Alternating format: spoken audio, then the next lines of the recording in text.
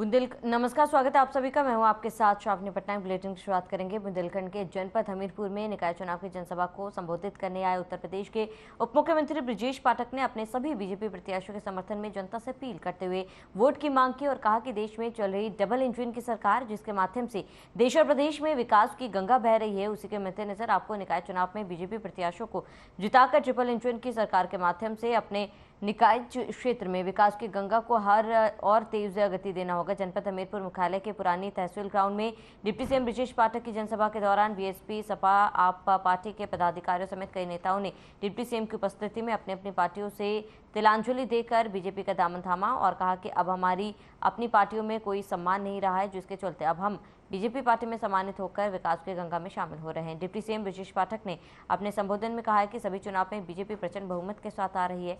केंद्र सरकार ने गरीबों को पक्का मकान देने का काम किया, निःशुल्क शौचालय देने का केंद्र सरकार ने काम किया, जल जीवन मिशन के तहत घर घर तक जल पहुंचाने का मिशन चलाया गया है, महिलाओं को निःशुल्क गैस कनेक्शन देकर जीवन स्तर में बदलाव लाने का भी काम केंद्र सरकार ने किया। कार्यक्रम के दौरान डिप्टी सीएम ने मंच से भाजपा प्रत्याशियों को वोट देने की अपील की। हनुमान जी को जिस ढंग से कलयुग का देवता माना जाता है, जागृत देवता माना जाता है, ये बहुत ही दुखद है भारत की सनातन संस्कृति के लिए। और मैं ये कह सकता हूँ कि हिंदुस्तान के सनातन अनुयायी इसको कभी माफ नहीं करेंगे। आज शिवपाल सिंह ने कहा है कि भाजपा सरकार में कानून व्यवस्था ध्वस्त हो गई है। देखिए, समाजवादी पार्टी के बारे में आप सब जानते हैं कि हम तो यही कहेंगे, सू बोले तो बोले, चलनी का बोले जब 72 छे। आप हमीरपुर में किसी से पूछ लीजिए कि भाजपा में गुंडे माफिया आज गले में तख्ती लटका करके घूम रहे हैं कि हमें जेल भेज दो, और सपा में यही गुंडे माफिया शासन में बैठ करके शासन को निर्देश देते हैं। सिपाही से लेकर कप्तान तक और लेखपाल से लेकर कलेक्टर तक भयभीत रहते थे इन गुंडे बदमाशों से।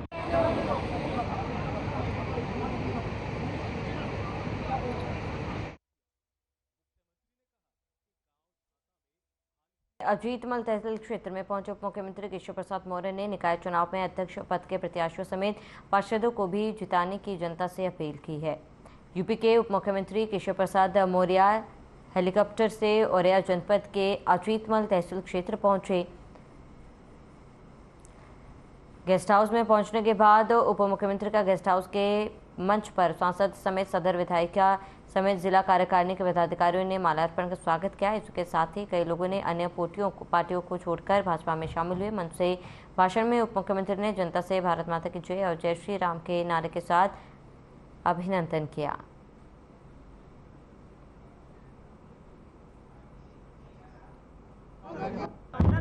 देखिए, नगर निकाय के चुनाव में भारतीय जनता पार्टी की आंधी चल रही है। चारों तरफ कमल का फूल खिल रहा है। कमल का फूल सुशासन, विकास, सुरक्षा की गारंटी है, रोजगार की गारंटी है, गरीब कल्याण के लिए बिना भ्रष्टाचार से गरीबों का हक गरीबों तक पहुंचाने की गारंटी है। हर घर तक नल से जल पहुंच रहा है, हर खेत तक सिंचाई के लिए पानी की सुविधा दी जा रही है, हर घर तक जहां अंधेरा था वहां उजाला बिजली पहुंचाई जा रही है। चारों तरफ खुशहाली है। सबने मिलकर के संकल्प लिया है कि सभी 7 नगर निकाय में कमल का फूल खिलाएंगे। और मैंने भी लोगों को आश्वस्त किया है कि डबल इंजन की सरकार को आप ट्रिपल इंजन बना दीजिए। तो समाजवादी पार्टी कार्यालय पर सांसद डिंपल यादव ने प्रेस कॉन्फ्रेंस की, जिसमें भाजपा के ऊपर आरोप लगाते हुए कहा है कि निकाय चुनाव में बाहर से आए हुए जो मंत्री, जो बड़े लीडर है, वह अभी भी होटलों में रुके हुए हैं, जिनको प्रशासन ने अब तक जाने के लिए नहीं बोला है। और वहीं चुनाव को लेकर बड़ी गड़बड़ी भी ये लोग कर सकते हैं। इसके साथ ही उन्होंने बताया है कि भाजपा के नेता गड़बड़ी कर सकते हैं। साथ ही उन्होंने कहा है कि निकाय चुनाव में समाजवादी पार्टी बहुत अच्छा प्रदर्शन करेगी। और वहीं चुनाव को लेकर उन्होंने कहा कि सबसे ज़्यादा सीटें भी समाजवादी पार्टी लेकर आएगी और हमारी सरकार आने पर मैनपुरी को नगर निगम का दर्जा दिया जाएगा।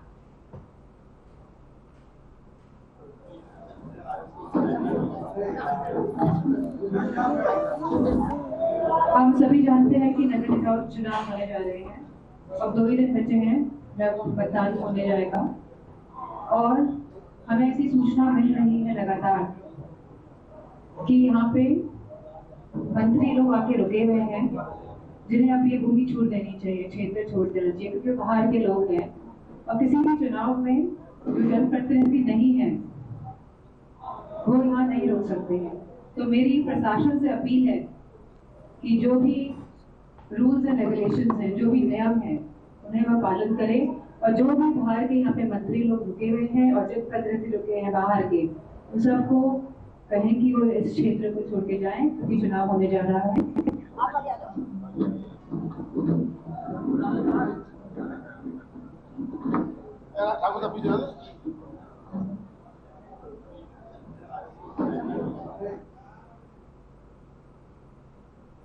उत्तर प्रदेश में निकाय चुनाव चल रहा है और पूरे प्रदेश में कुल 2 चरणों में निकाय चुनाव संपन्न होगा। ऐसे में एक तरफ जहां पर पहले चरण के चुनाव के लिए कल 4 मई को वोट डाले जाएंगे, तो वहीं दूसरी तरफ 11 मई को दूसरे चरण के लिए मतदान होना है और सभी सीटों पर पड़े मतों की गणना 23 मई को ही की जाएगी। वहीं अमेठी जनपद में आगामी 11 मई को जिले की 2 नगर पालिका और 2 नगर पंचायत सीटों के लिए वोट डाले जाएंगे। जिले में कुल 79,037 मतदाता अपने मताधिकार का प्रयोग करेंगे। अमेठी के जिला अधिकारी राकेश कुमार मिश्रा ने जिलाधिकारी महोदय के बालिका इंटर कॉलेज में बनने वाले स्ट्रॉन्ग रूम और मतगणना स्थल का जायजा लेते हुए GGIC की प्रिंसिपल फूलकली गुप्ता से बातचीत की और इस दौरान जिलाधिकारी महोदय ने स्ट्रॉन्ग रूम तथा मतगणना स्थल से संबंधित आवश्यकता दिशा निर्देश अधिकारियों को दिए हैं। जिलाधिकारी महोदय ने बताया कि चुनाव में किसी भी प्रकार की प्रलोभन देकर वोटर्स को भ्रमित करने वालों और रुपए पैसे बांटने वालों के खिलाफ कड़ी से कड़ी कार्रवाई की जाएगी।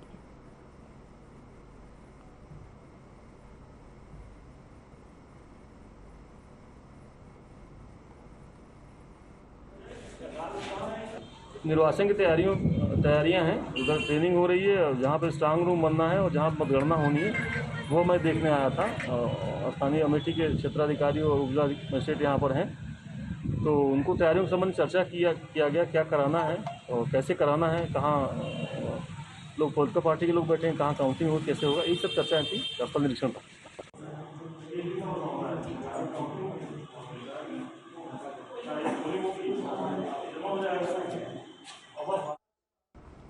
ललितपुर में एक नगर पालिका और पोलिंग पार्टियां रवाना की गई। शांतिपूर्ण मतदान के लिए पूरी सुरक्षा व्यवस्था भी चाक चौबंद है। जनपद में 64 मतदान केंद्र 173 बूथों पर मतदान किया जाएगा, जिसके लिए ललितपुर मुख्यालय से 190 पोलिंग पार्टियां रवाना हुई हैं। चुनावी मतदान के लिए 760 कर्मचारी लगाए गए हैं। 17 पोलिंग पार्टियों को रिजर्व में रखा गया है।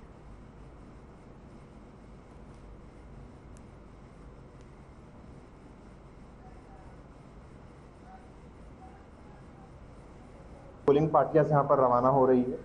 चुनाव के दृष्टिगत सभी पोलिंग सेंटर्स में पुलिस की ड्यूटी लगाई गई है। इसके अतिरिक्त CISF द्वारा भी लगातार गश्त किया जा रहा है। हर संवेदनशील प्लस वाले बूथों में अतिरिक्त फोर्स लगाई गई है। वहाँ पर वेब कैमरा से वेबकास्टिंग भी होगी। 173 पोलिंग पार्टीज हैं हमारे यहाँ। लगभग 80% पोलिंग पार्टीज आ चुकी हैं। अपना सामान उन्होंने ले लिया है। सारी व्यवस्था हम लोगों की है। हम लोग घूम के देख भी चुके हैं। जोनल सेक्टर मजिस्ट्रेट सब यहाँ मौजूद हैं। सबको ब्रीफिंग भी कर दी गई है और सबको कल निष्पक्ष और शांतिपूर्ण मतदान के लिए बताया गया है। वहीं फतेहपुर पुलिस अधीक्षक राजेश कुमार सिंह ने दावा किया है कि स्थानीय निकाय चुनाव में कल होने वाले मतदान को पूरी निष्पक्षता के साथ सफल कराया जाएगा, जिसके लिए पर्याप्त पुलिस बल और अधिकारियों की तैनाती की गई। राजेश कुमार सिंह ने कहा है कि जिलाधिकारी के साथ वे खुद राउंड पर रहेंगे।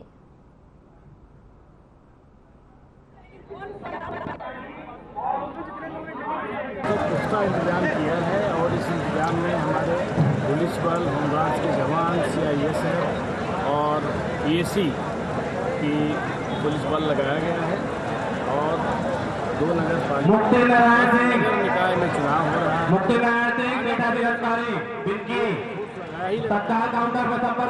ऑर्डर के लिए पार्टी चला रखी है। स्थिति में आपके ऊपर कार्रवाई की जा रही है। अपनी टीम लेके मोबाइल में रहेंगे।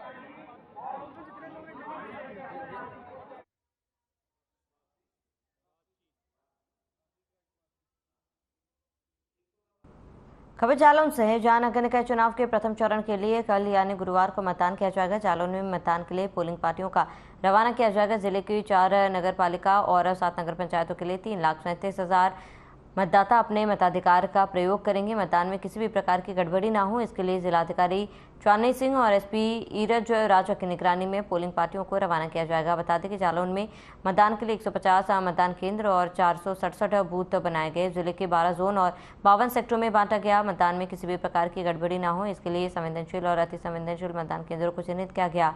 जिले में 30 अति संवेदनशील और 82 अति संवेदनशील बूथ बनाए गए, जिन पर कड़ी निगरानी रखी जाएगी। इसके साथ ही जिले के करीब 4 लाख मतदाता अपने मताधिकार का प्रयोग करेंगे, जिनमें 2,11,000 पुरुष और 1,80,000 महिला मतदाता शामिल होंगे। इस मौके पर जिलाधिकारी चांदनी सिंह ने बताया कि मतदान प्रक्रिया निष्पक्ष और शांतिपूर्ण तरीके से संपन्न हो।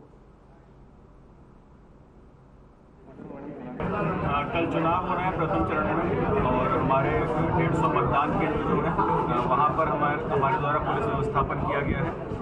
इसके अतिरिक्त पार्टीज हमारी रहेंगी। सेक्टर मजिस्ट्रेट्स के साथ सेक्टर पुलिस ऑफिसर्स की ड्यूटी लगाई गई है, वो फोर्स भी है।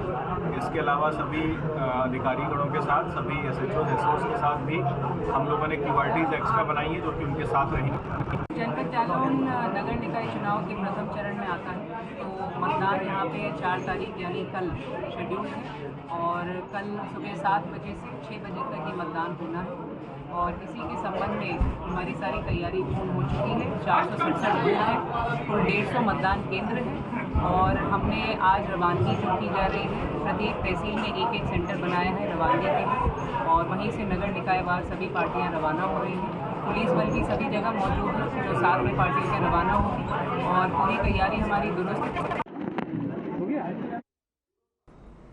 जिला निर्वाचन अधिकारी और मुख्य विकास अधिकारी ने पोलिंग पार्टी का जायजा लिया। निष्पक्ष और पारदर्शी ढंग से मतदान संपन्न कराए जाने का निर्देश दिया। 4 मई को नगरीय निकाय चुनाव होने वाले हैं। जिला निर्वाचन अधिकारी नेहा प्रकाश ने बताया कि नगर पालिका भिनमा के 25 वार्डों में मतदान कराने के लिए नवीन मंडी समिति भिनगा पटना खरगोरा से पोलिंग पार्टियां रवाना हो रही है। नगर पंचायत इकोना के 12 वार्डों में मतदान कराने के लिए पोलिंग पार्टियों के रवानगी स्थल का निरीक्षण कर जायजा लिया। 4 मई को नगर निकाय चुनाव यहाँ पर होगा। मतदान का दिनांक है कल। हमारे यहाँ 2 नगर निकाय हैं, नगर पालिका भिनगा और नगर पंचायत इकोना। हमारे नगर पालिका भिनगा में 50 बूथ हैं और इकोना में 17 बूथ हैं। हमारे चुनाव से रिलेटेड सारी तैयारियां हो चुकी हैं। आज यहाँ पर सारी भिनगा की पोलिंग पार्टीज रवाना हो रही हैं। इकोना की पोलिंग पार्टीज तहसील इकोना से रवाना होगी। स्ट्रॉन्ग रूम भी तहसील में इकोना में बनाया गया है, और भिनगा के लिए यही मंडी में स्ट्रॉन्ग रूम बनाया गया है। हमारे सारे जोनल मजिस्ट्रेट और स्टैटिक मजिस्ट्रेट्स की तैनाती हो गई है।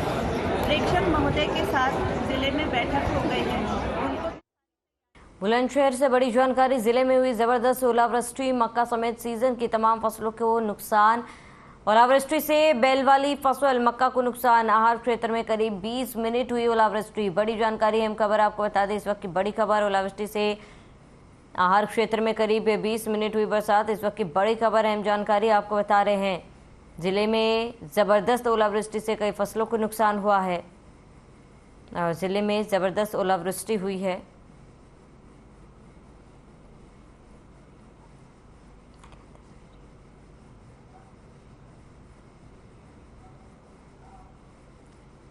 तो उत्तर प्रदेश के कानपुर देहात में शासन की ओर से संचालित ग्राम स्वास्थ्य और पोषण दिवस का आयोजन किया जा रहा है, जिसमें आंगनवाड़ी कार्यकर्ता और आशा बहुओं को जो बताया गया है कि 0 से 6 माह तक के बच्चों को स्तनपान कराएं और इस दौरान पानी ना दें। जैसा कि डॉक्टर्स कहते हैं, स्तनपान कराने से ही 99% पानी की कमी दूर हो जाती है। इसी के प्रचार प्रसार के लिए गांव में रैली निकालकर जन जागरूकता अभियान भी चलाया जाएगा। कानपुर देहात की मुख्य विकास अधिकारी सौम्या पांडे ने कहा है कि 1 माह तक चलने वाले ग्राम स्वास्थ्य और पोषण दिवस का शुभारंभ किया, जिसके तहत आंगनवाड़ी कार्यकर्ता और आशा बहुओं ने गाँव में घर घर घूमकर महिलाओं को ये बताया कि 0 से 6 माह के बच्चों के लिए स्तनपान जरूरी है।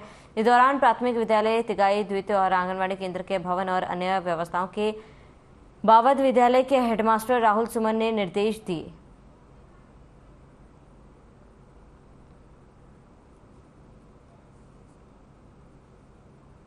तिगाही ग्राम पंचायत अकबरपुर विकासखंड में हम लोग इस समय विद्यालय में खड़े हुए हैं।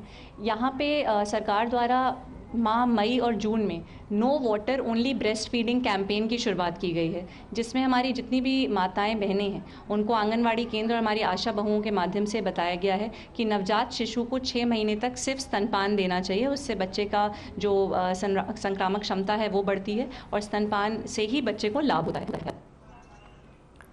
वहीं बलिया में जनसभा का आयोजन किया गया, जिसमें सीएम योगी भी शामिल हुए और जनसभा को संबोधित कर बीजेपी प्रत्याशियों के समर्थन में वोट की अपील की। देश के प्रथम स्वातंत्र समर के अग्रदूत मंगल पांडे की इस पावन जन्मभूमि को, महान क्रांतिकारी चित्तू पांडे की इस कर्मस्थली को, देश के पूर्व प्रधानमंत्री सरदेव चंद्रशेखर जी की इस पावन धरा को और महान साहित्यकार हजारी प्रसाद द्विवेदी जी की इस पावन धरा को कोटि कोटि नमन करते हुए मैं आप सबका हृदय से अभिवादन करता हूं। भाइयों बहनों, बलिया के बारे में एक बात कही जाती है कि बलिया में भरता कौने बाते का डर, यानी ये बलिया की निर्भीकता और क्रांति की ओस जगाने वाला एक मंतव्य, एक धारणा बलिया के बारे में लोगों की है। और यही कारण है कि देश 1947 में आजाद हुआ, लेकिन बलिया ने 1942 में ही अपने आप को आजाद घोषित कर दिया था। जब देश को दूसरी आजाद, जब देश का लोकतंत्र का गला घोंटा जा रहा था, तब सरदेव जयप्रकाश जी के नेतृत्व में सरदेव चंद्रशेखर जी जैसे क्रांतिकारियों ने देश के लोकतंत्र को बचाने के लिए अपनी पूरी जवानी और अपना पूरा जीवन लगा दिया। और उस लोकतंत्र के कारण आज हम सबको एक समान वोट देने का अधिकार प्राप्त है। भाइयों बहनों, ऐसा क्या नहीं है बलिया में जो स्वतंत्र भारत के अंदर यहां होना चाहिए था, लेकिन यहां के विकास को एक शरारत के तहत बाधित करने का प्रयास हुआ। बलिया के लोगों को अपनी निर्भीकता, अपनी सरलता और अपने क्रांतिकारी विचारों के कारण इसकी कीमत चुकानी पड़ी। लेकिन भाइयों बहनों, आज बलिया को कीमत नहीं चुकानी पड़ेगी, बल्कि बलिया अपनी कीमत वसूली करेगा। मैं ब्याज सहित वसूली कर रहा है। और इसीलिए तो आपने देखा होगा इस देश के यशस्वी प्रधानमंत्री जी ने 2016 में हर गरीब के घर में स्वस्थ ईंधन आए, इसके लिए उज्ज्वला योजना की शुरुआत किसी एक धरा से प्रारंभ किया था, इसी बलिया की धरती से प्रारंभ किया था। भाइयों बहनों, आज दुनिया के अंदर भारत के बारे में लोगों की धारणा बदली है। भारत के बारे में लोग आज मानते हैं कि भारत दुनिया के अंदर सबसे तेज गति से बढ़ने वाली अर्थव्यवस्था है, सबसे तेज गति के साथ। आज लोगों की मान्यता है, दुनिया ये बात को मानती है कि दुनिया के अंदर कहीं संकट होगा तो प्रधानमंत्री मोदी जी संकट मोचक के रूप में मार्गदर्शन करेंगे तो समस्या का समाधान होगा। आज भाइयों बहनों, दुनिया के अंदर एक मान्यता है, एक धारणा बन चुकी है कि भारत का नागरिक और भारत का युवा जहां होगा बेहतरीन करेगा। लेकिन 2014 के पहले ऐसी स्थिति नहीं थी। 2014 के पहले लोग हमारे बारे में कुछ और सोचते थे, अच्छी और निगाहों से नहीं देखते थे, शक की निगाहों से देखते थे। और भाइयों बहनों, इसीलिए आज मैं आपके पास आया हूं आपसे कहने के लिए, आज देश के अंदर भारत हमारा बदल रहा है, भारत बदल रहा है। बड़े बड़े इंफ्रास्ट्रक्चर डेवलपमेंट के कार्य हो रहे हैं, कहीं हाईवे, कहीं रेलवे, कहीं एक्सप्रेस हाईवे, कहीं मेडिकल कॉलेज, कहीं पर आईआईटी, कहीं आईआईएम, बड़े बड़े संस्थान, कई डिग्री कॉलेज, कई इंजीनियरिंग कॉलेज, कई पॉलिटेक्निक, कई चिकित्सालय, हर घर नल की योजना हो या हर गरीब के घर में के लिए अपना घर, हर गरीब के घर में शौचालय हो या उज्ज्वला योजना का कनेक्शन या बिजली पहुंचाने का कार्य,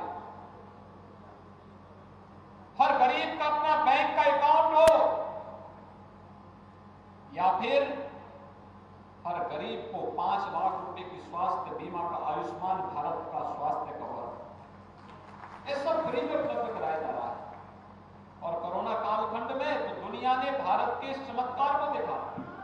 80 करोड़ लोगों को 3 वर्ष से भारत सरकार और प्रदेश सरकार फ्री में राशन की सुविधा का लाभ दे रही है।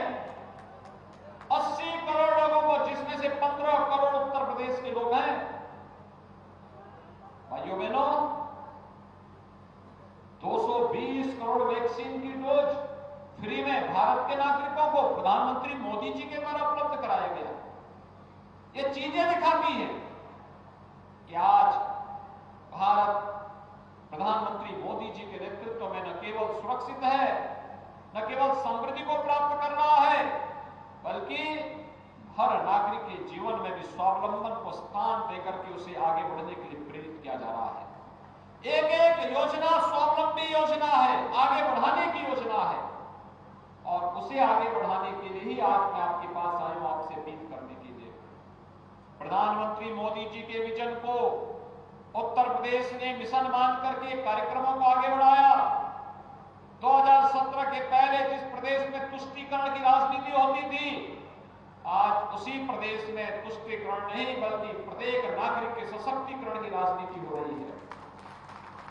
2017 के पहले जिन युवाओं के हाथों में तमंचे होते थे, आज उन्हीं हाथों में टैबलेट पकड़ा दिया गया है और नौजवानों के हाथों में टैबलेट पहुंचा करके उसे टेक्नोलॉजी के साथ उसके टैलेंट को जोड़ करके, उसकी ट्रेनिंग को जोड़ करके आज उसकी प्रतिभा का लाभ प्रदेश और देश ले रहा है।